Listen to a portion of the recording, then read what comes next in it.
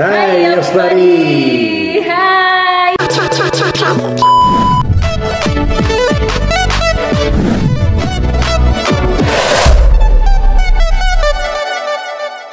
Shalom buat teman-teman semua yang live juga, mana suaranya?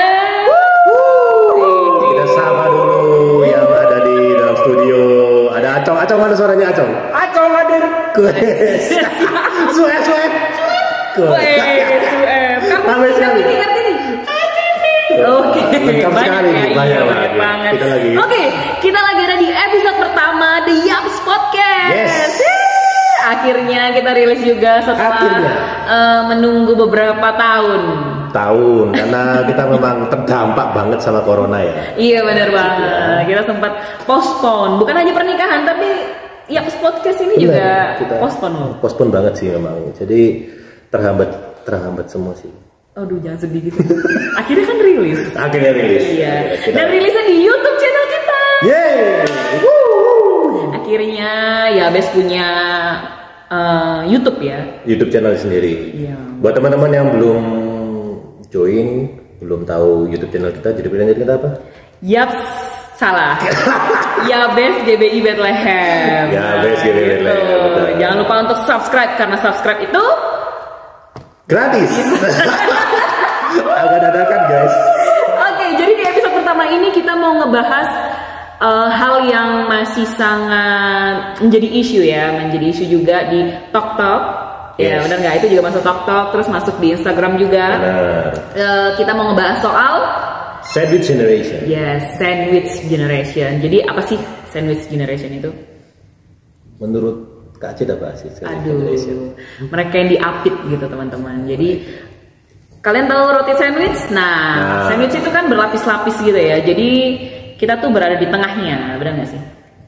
Jadi sepanjang yang kita udah cari infonya di Sandwich Generation tuh ngomongin tentang seseorang yang dia itu harus membiayai dua generasi, entah itu orang tuanya dan satu lagi anaknya, atau mungkin ada sanak keluarganya yang lain mungkin ya. Iya, kerabatnya gitu ya. Jadi dia nggak hanya membiayai tentang kehidupan keluarganya sendiri, tapi dia juga membiayai banyak orang di sekitarnya. Iya, gitu benar banget. Dan hari ini juga kita materinya mengambil dari salah satu blog juga yang ada di Google.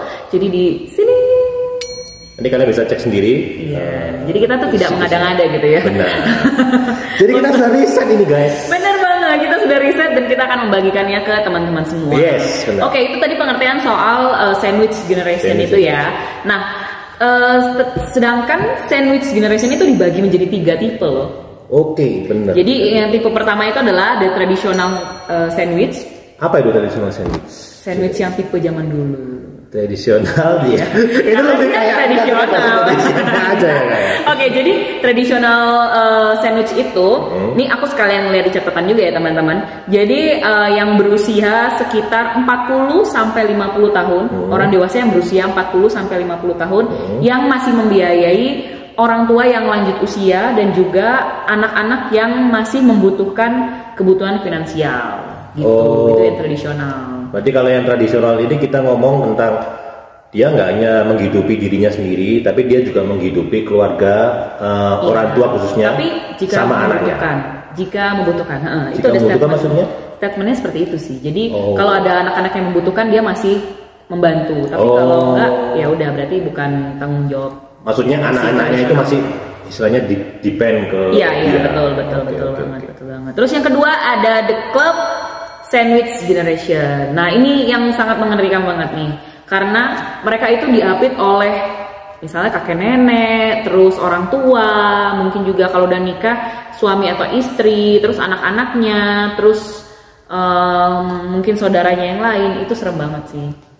Berarti dia nggak cuma menghidupi keluarganya aja. Iya bener banget. Jadi dia tuh bisa menghidupi di luar dari keluarga intinya. Keluarga besar berarti ceritanya. Iya betul. Luar biasa nggak tuh the club sandwich semangat guys. Apakah yang the club sandwich ini apakah termasuk golongan-golongan sultan-sultan itu dia bisa masuk di golongan club sandwich ini nggak? Bisa jadi dong. Yang penting kan dia membiayai seluruh keluarga besar ya, itu juga bisa jadi salah satu yang namanya klub sandwich itu sendiri. Oke. Karena dia terdiri dari banyak lapisan. Wow, berarti lapisannya gini banget nih. Berarti Tebel sandwichnya banget, tebel banget tuh. Tebel banget memang. Wow, berapa lapis? Berapa lapis? Ratusan. Aduh, yang mau seperti iklan di sini ya, silakan. Kita sudah spill tipis-tipis iklan. Oke. Sekali di studio. Yang ketiga apa sih tipe yang ketiga? Yang di ketiga itu ada the open face sandwich generation. Dia benar sih. Salah. Bukan. Gak secara harafiah juga ya. Jadi open face generation itu hampir sama kayak club sandwich, cuma dia lebih ke arah si orangnya ini, dia itu membiayain bukan cuma orang tuanya aja, tapi dia juga membiayain mungkin adik-adiknya, terus atau mungkin kakaknya. Dan itu biasanya di sekitaran usia 30 sampai 40 tahun. Lebih circle-nya mungkin lebih dikit ya dibandingkan yang club sandwich generation. Iya benar. Itu walaupun udah nikah juga tetap masih ngebiayain. Iya benar. Orang tua sendiri gitu ya, orang tua dari pasangan gitu mungkin. Orang tua dari pasangan, tapi kasusnya mungkin yang anak ini, yang orang ini, pasangan ini belum punya anak. Jadi dia masih menanggung orang tua sama adik-adiknya mungkin. Tapi masih belum ada tanggungan anak. Jadi ya circle-nya masih lebih dikit lah. Oke. Gitu. Wow, itulah. Itu 3 tipe tadi ya soal sandwich generation. Aku juga baru tahu sih guys. Kita juga baru tahu juga sih. Kita baru tahu banget. Kalau Acit ini kira-kira apa? Termasuk yang mana? Aku termasuk yang kayak nomor 3 deh. Open face. Iya open face ya. Open face. Walaupun udah nikah tapi masih membiayai keluarga. Orang tua gitu. Keluarga di rumah lah gitu sih. Tapi itu sih masuk itu ya? Iya itu masuk ke situ. Atau masuk yang tradisional? Kayaknya tradisional nggak deh? Kayaknya kalau tradisional harus ada anaknya dulu sih mungkin ya. Oh iya. Mungkin. Jadi ini masih masuk di open face ya? Open face. Iya. Bapak Randy? Berhubung saya belum berpasangan ya. Oh iya. Belum berpasangan. Jangan-jangan ada klub? Oh enggak sampai klub juga. Iya. Kayaknya saya cuma membiayai orang tua, cuma kayaknya itu bukan masuk dalam sandwich generation nggak sih? Ya mungkin. Harusnya sandwich, namanya sandwich kan kita diapit kan. Gitu iya kan? Benar, bukan sandwich berarti. Bukan sandwich mungkin. Jadi mungkin kayak pizza generation mungkin. Ada toppingnya di atas. Ya. Kan nggak dilapisi. Iya benar. Oke, next. Oke, kita sekarang ada di penyebab generasi sandwich itu sendiri. Apa aja penyebabnya coba? Penyebab generasi sandwich menurut aku sih yang pertama jelas dari masalah finansial sih. Iya. Jadi kekurangan dari masalah finansial dan yang menurutku itu dari orang-orangnya yang memang akhirnya membebani, bukan dari si sandwich generation-nya, maksudnya orang-orang yang ditanggung itu, dia yang akhirnya karena mereka kurang finansial, akhirnya yang menanggung inilah yang terkena dampak dari sandwich generation. Gitu sih. Paham nggak kayaknya? Sebenarnya paham ya. Mukanya kayak lagi bingung gitu, kayak loading gitu. Yang kedua nih, penyebabnya dari generasi sandwich itu yang kedua adalah membeli barang-barang yang tidak penting. Wow, ini sudah jelas sekali. Kenapa waktu part ini tuh aku? Kenapa? Wow, saya. Ya itu udah contoh yang tidak perlu aku jelaskan lah ya guys. Pokoknya ya kita harus belajar menentukan untuk membeli barang-barang sesuai keinginan dan kebutuhan. Benar. Mungkin nggak akan terasa di sekarang ya. Iya betul. Tapi nantinya kamu akan membebani di anak-anakmu mungkin ya. Itu yang jadi penyebab dari sandwich generation. Yes. Ini berhubungan sama nomor 3 nih. Nomor 3. Apa? Oh harus melihat dulu. Saya nggak lihat. Saya coba mencari inspirasi. Oh iya. Okay. Apa ya penyebab yang ketiga? Jelas kalau yang ketiga menurut aku sih memang ya karena itu udah turunan dari orang tuanya, turunan dari ya dari generasi-generasi sebelumnya yang akhirnya nggak pernah beres gitu. Jadi keuangannya nggak pernah beres, akhirnya berdampak ke generasi berikutnya dan nggak pernah sampai tuntas. Akhirnya berlanjut sampai orang itu. Wow, ya begitulah guys. Berat ya. Berat ya. Kalau udah menerima dari atas tuh kayak berat banget sih. Iya, kitanya nggak mau, cuma ya gimana lagi? Iya benar. Siapa gitu yang akan donasi itu? Iya benar. Iya. Oke, next dampak dari generasi sandwich itu. Yang pertama itu stres tingkat tinggi teman-teman. Jadi ya kalau kita tidak legowo gitu ya, tidak ikhlas untuk mengeluarkan biaya tersebut, itu bisa menjadi stres tingkat tinggi gitu bagi kita, dan juga itu tuh bisa menyebabkan lelah fisik dan juga mental loh. Iya. Gitu. Kayaknya itu memang udah jelas pasti dampaknya itu sih ya. Kan kita ini kayak dipikir harusnya aku ini menghidupi diriku sendiri. Diriku sendiri aja mungkin udah struggle ya. Kenapa aku harus nanggung orang lain di dalam hidupku? Benar. Gitu. Karena ya nggak semuanya sih sebenarnya rela untuk membiayai orang lain. Iya.